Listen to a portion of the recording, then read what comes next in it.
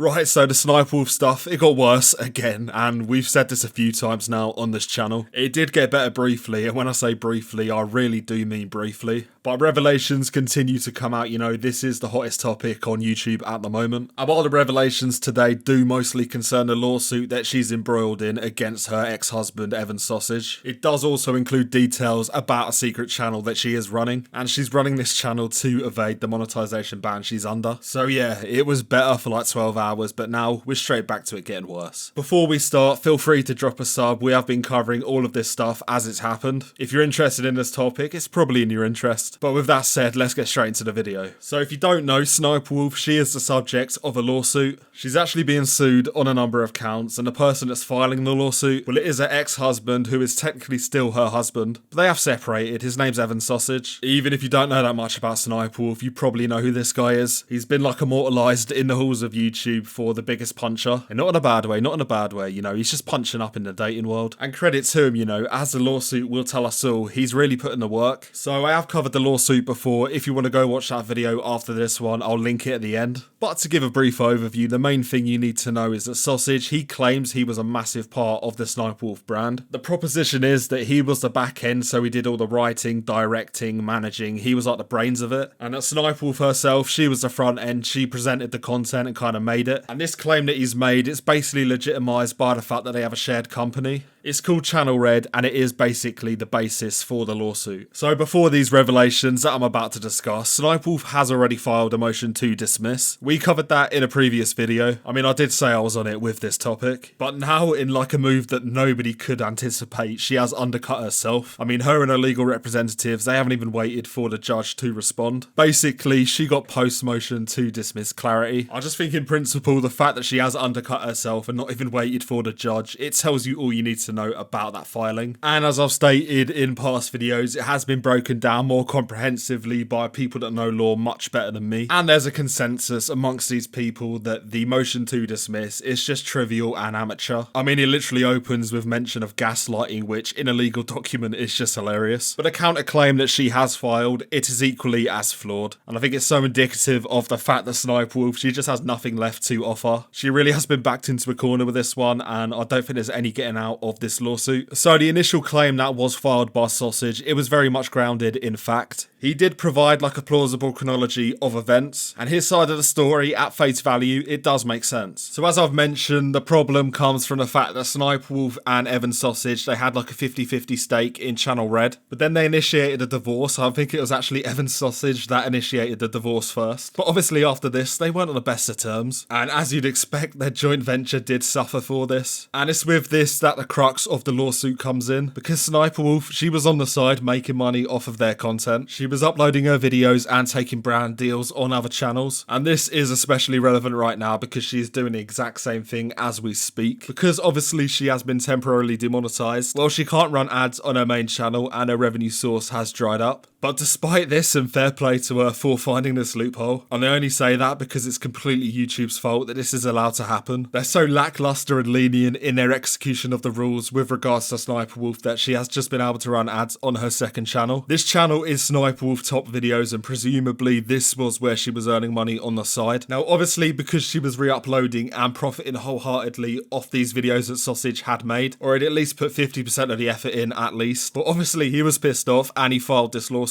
And it's in her counterclaim that she has filed that Sniperwolf really starts to get exposed, because she really has no leg to stand on and her defense is weak at best. Because when you take the context of her current behavior and the fact that she is again utilizing this second channel, which she has 100% control in, well, it provides complete legitimacy to Sausage's side of the story. And reading through the counterclaim that she did file, it's just so devoid of like any facts at all. Again, I've got to give a shout out to MadCatster. He went through the full document and gave like a really comprehensive overview. But overall, it kind of just feels like she's speculating in this document. By proxy of whatever fresh out of college attorney she did hire, she kind of makes a load of vague claims, and they're completely unsubstantiated. She kind of just talks about how Sausage wasn't involved in the way that he says he is, but there's no evidence. It's kind of just speculation. It's stuff like this. She says here that Young provided minor assistance to the channel, and really the only source is just like, trust me bro. She also goes on to say that he doesn't create any scripts or content content, and also that he continues to attempt to sabotage brand deals. And while any comment or reply from me would be pure speculation, my favourite part of this screenshot is the bit where she says that he is erratic, vindictive and volatile. And I mean, for all her faults, she is pretty funny, because the irony involved in that statement is just off the charts, really. They say don't throw stones from glass houses, but this girl, the girl that pulled up to someone's house and posted it on her Insta story, well, she's calling someone else erratic, vindictive and volatile. So when you have this context in mind, you can't really imagine the judge is going to take any of this counterclaim seriously. And you can kind of just flick through the document and see many examples of this. They call him unhinged here, and to be fair, he might be. They also say he made veiled threats, but their point of reference for this is a letter that he sent to like a YouTube rep or something. And in this letter, it kind of consolidates everything that we thought about YouTube.